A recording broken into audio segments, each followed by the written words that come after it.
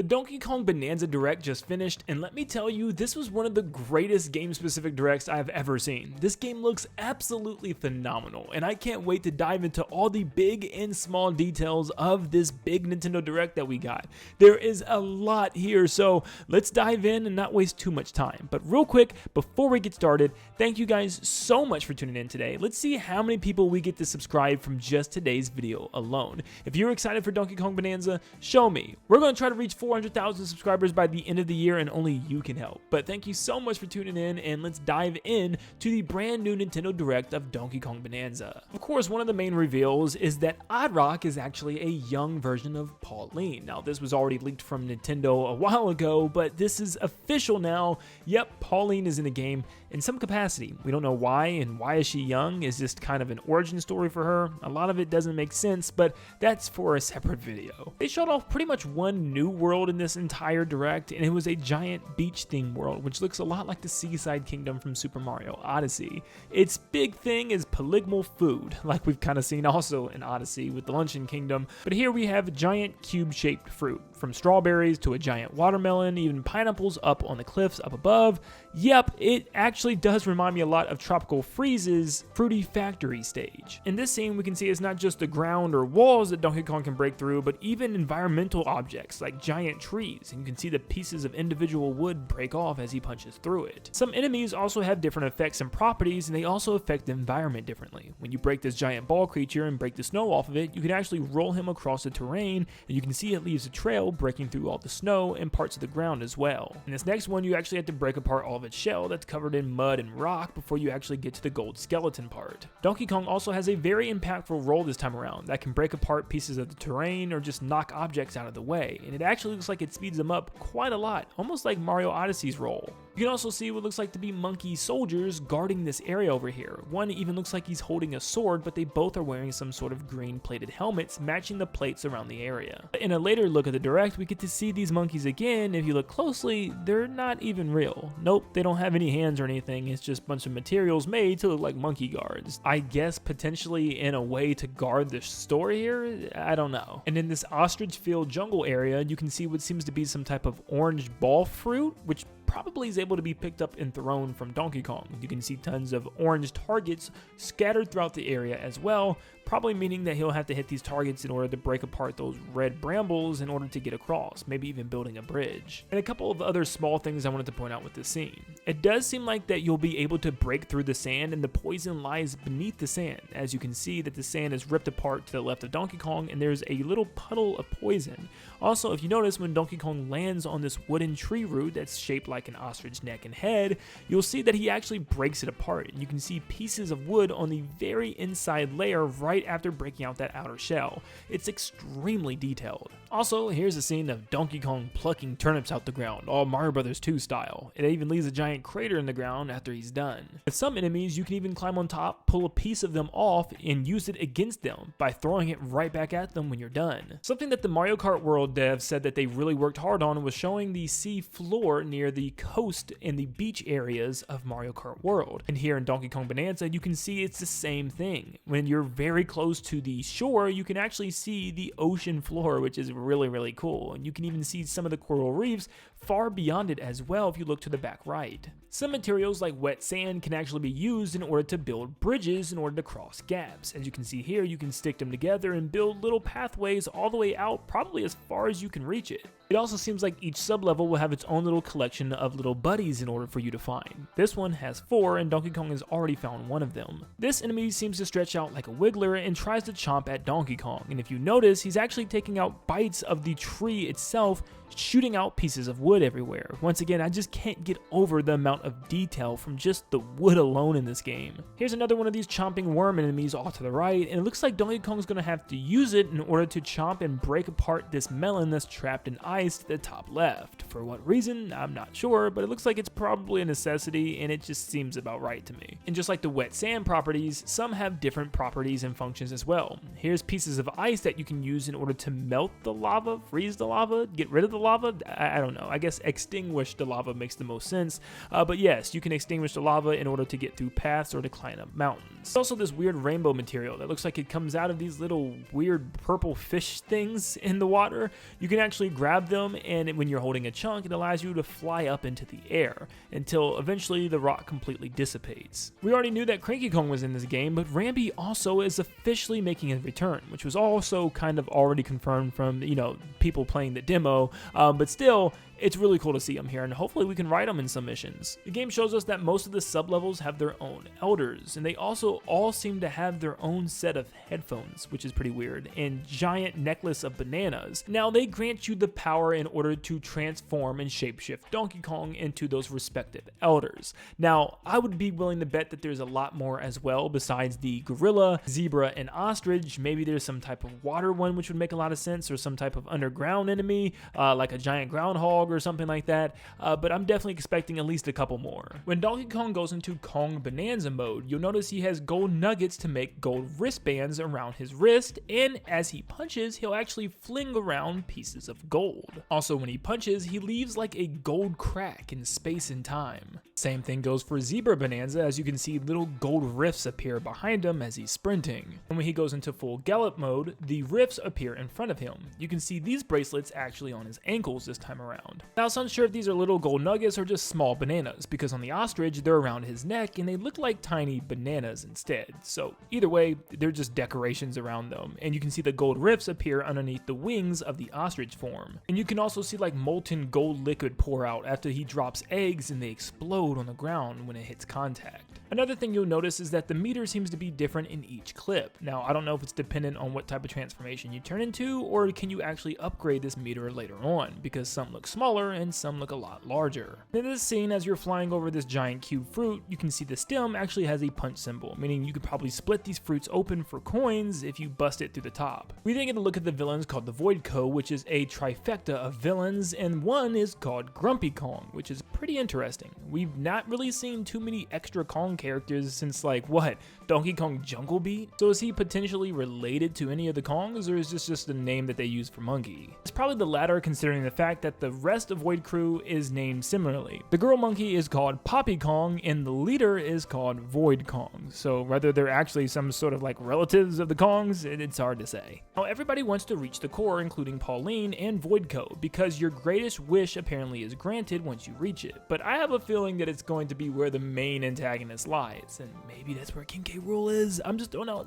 some guesses. We then get to see some of the boss battles, and one main one called Pika Bruiser. He completely reminds me of the Octostomp boss battle from the Splatoon series, which is just this giant cubed creature running around the stage and flipping around on its sides. This one seems pretty simple, where you're just breaking apart its outer shell and then punching its inside, just like you would any normal enemy. But it looks like you might only be able to do it if you transform into the Kong Bonanza. And the same thing with this one, where when you're Kong Bonanza, you can then punch through the silver plated armor towards the top, or just break all the way through the bottom. Now, I hope every boss isn't just break through the armor in order to punch the insides, because that would be pretty lame, but I'm sure there's going to be some more difficult ones later on. But on further inspection and a later part of the trailer, it looks like your job is to take down the breakable layers in order to break down the heavy metal section, where then you can wail on Grumpy Kong when he sticks his head out the top. We then have a boss that reminds me of another Nintendo series boss, being the Legend of Zelda Skyward Sword's Scaldera. He actually functions the exact same, by rolling and leaving a trail of lava behind him, and it looks like you're going to need to be the Zebra Bonanza in order to run away quickly.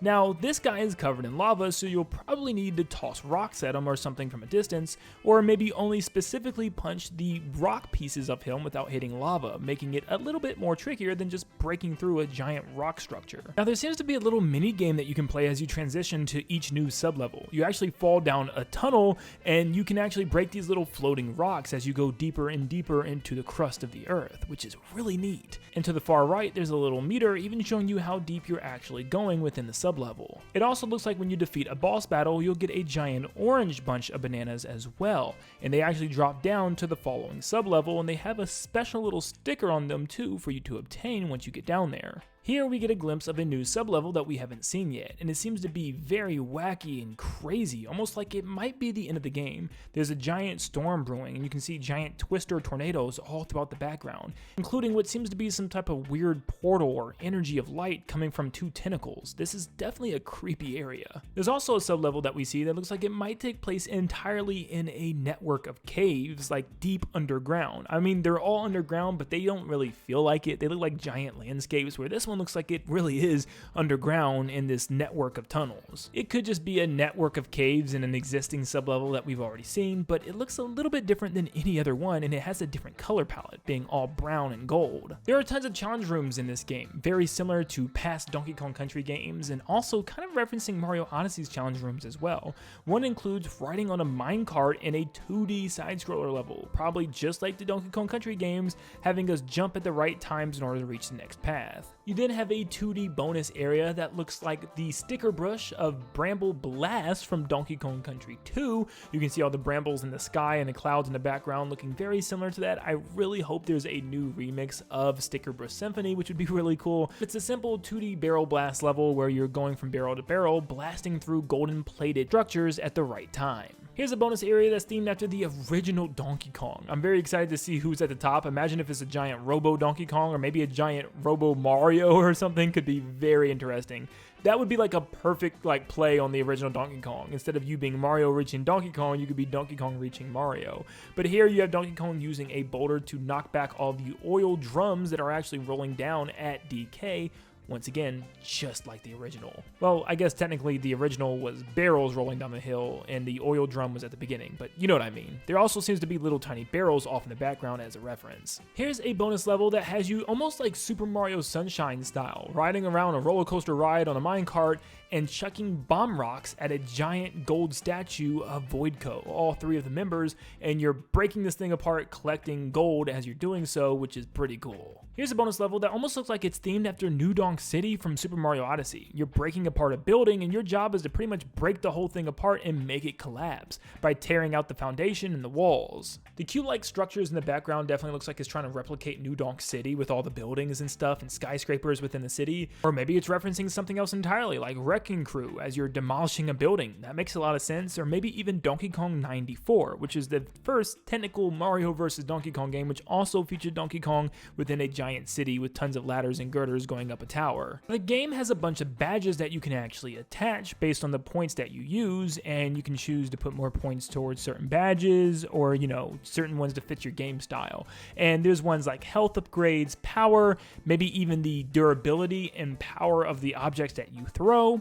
You also have maybe one that's for defense, more stamina. One looks like it might give you longer meters for the Bonanza transformations and longer time riding and surfing on the actual rocks and objects that you use, or maybe quicker ways and easier ways to collect and find coins. You can turn in Bonandium chips in order to get Bonandium gems, very similar to how it works in Super Mario Odyssey when you can just pretty much pay for power moons in certain areas. There's also shops where you can buy things by turning in your gold nuggets, like balloons that help you if you fall off a cliff, and there's also various juices that help your energy and stamina and even your health, and even one that gives you more stamina automatically to transform into your Bonanza forms without having to fill your meter. And to the far right, it looks like there's some type of Bonandium gem map. In case you're missing one in an area, it can track it down for you, I'm guessing. There's also a shop where you can buy new clothes, and yes, you can even dye Donkey Kong different colors. Not only can you dress up Donkey Kong and Pauline, but it also gives you advantages in the gameplay. For instance, there's some that extends your Bonanza time, that gives you 20% more range in your attacks, chances of making treasure chests appear more often, or swimming faster. There's a lot of them.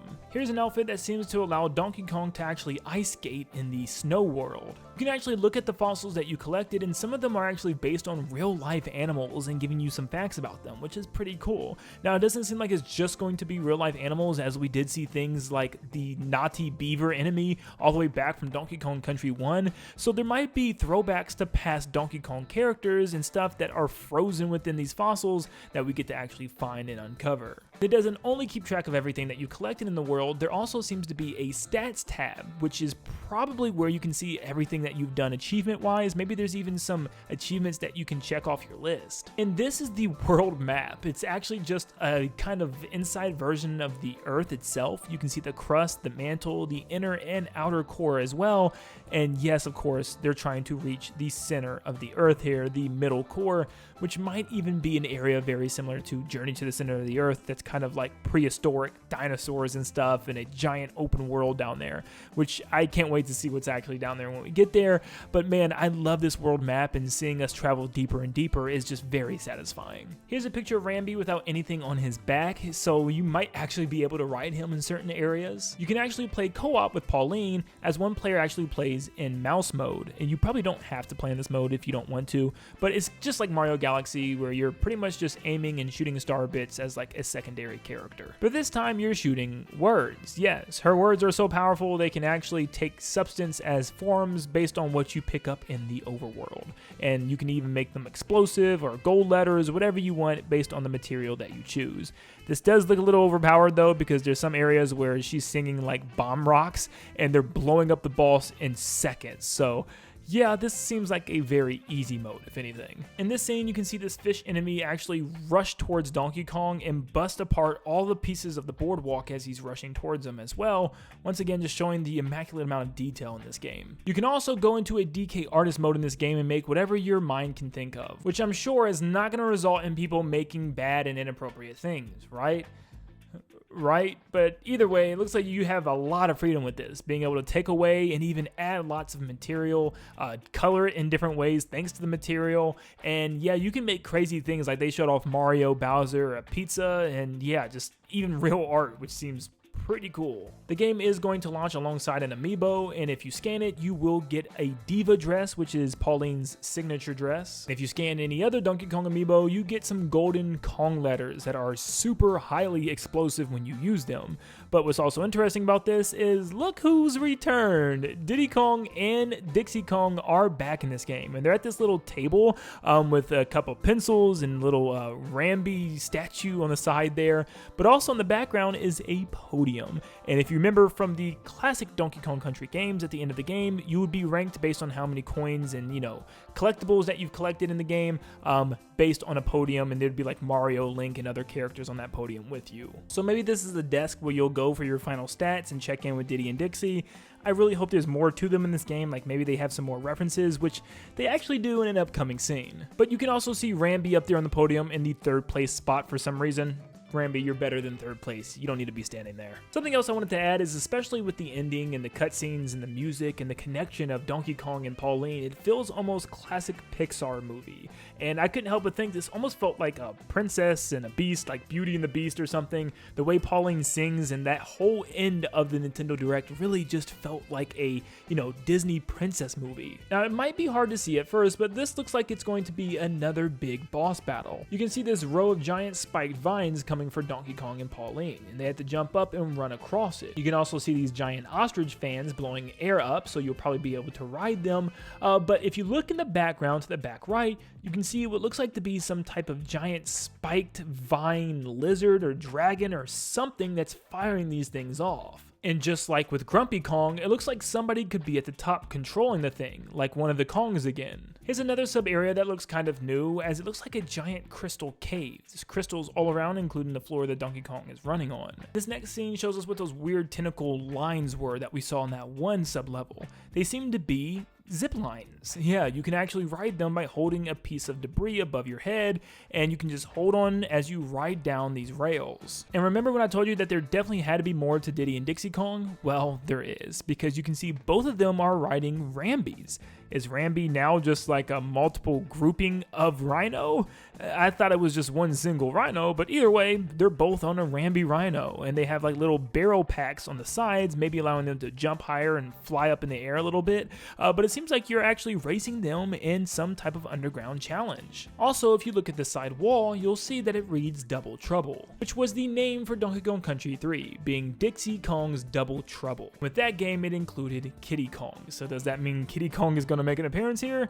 That would be one crazy cameo. And last but not least, we get another look at a boss battle in this game being some type of giant fish that's jumping out of the sand or dirt down below. This does seem to be that kind of crystal cavern sublevel that we just talked about, but Pauline gets swallowed, which probably means you have to go through this whole sublevel without the help of Pauline, so you have to traverse this world and defeat the boss alone in order to save her. Now what's interesting about this is the so-called elevators, which are these eels, will teleport you around the world. That's literally what it's called, teleport. Yeah, lots of eel puns. But they'll bite you, take you down into the water, and then come back up in another area before spitting you back out wherever you want to go within that sublevel. Now the first trailer did show us one of these giant elevators, almost like a mother one, with a giant red and green stoplight on its head. And you can see Donkey Kong seems to be punching through segments of it or something. And if you go back and look at this fish boss, it's definitely a giant elevator, but with some type of mask on its face, maybe mind controlling it in order for it to eat Pauline. You can even see the weird triangle warpy zone in its mouth, which we've seen from all the teleporter gameplay. So yes, this seems to be one that's being hypnotized and mind controlled. Maybe the giant one that we've already seen, or maybe just a little one, and maybe it isn't even a boss battle in the first place. Now you can check out the Japanese website. There's a couple more gameplay clips and a couple more pictures and screenshots as well. Here's a couple, some more showing Diddy and Dixie that I'll show you fully in a second, including that creepy area at the bottom right once again, and just this weird tornado, just death looking area. It's just very creepy. And here's a better look at Diddy and Dixie, and they're racing in something called the Ramby Rumble, which might just be a side mode. It's where you go to the desk maybe and challenge Diddy and Dixie to this mode, or this could just be a challenge room. It's hard to say, but you can see those rocket barrels on the side, both of the Ramby Rhinos, and you could probably fly a little bit with them, almost like recalling back the DK Barrel Blast, which is such a crazy callback. And last but not least, the Japanese website does confirm that Pauline is 13 years old in this game and comes from the overworld. For some reason, she was brought down here and transformed into a rock. I still don't understand why she's 13 years old. I wonder if this is them trying to rewrite her story or just kind of create a new one for her or something, or is this some type of time travel game? I have no clue. Maybe that's what it is. Maybe she actually comes from a different dimension altogether and was brought here like through a time warp or something. But that's pretty much everything for Donkey Kong Bananza and things that you could have missed within the Donkey Kong Bananza Nintendo Direct. This game is looking so good, and I can't wait to get my hands on it in just under a month. But let me know in the comments down below how you feel about this game. Are you excited for it? Does it look really good to you? Are you just okay on it? Just kind of let me know how you're feeling. I am super stoked, and it's now my most anticipated game. Of course, it's one of the only games coming out soon that's this big, but still, I'm very excited for this game. But let me know if I missed anything also down below. Leave a like and subscribe before you head out if you learned anything new today. And like always, I'll see you all on the next one. And have a blessed day, guys. See ya.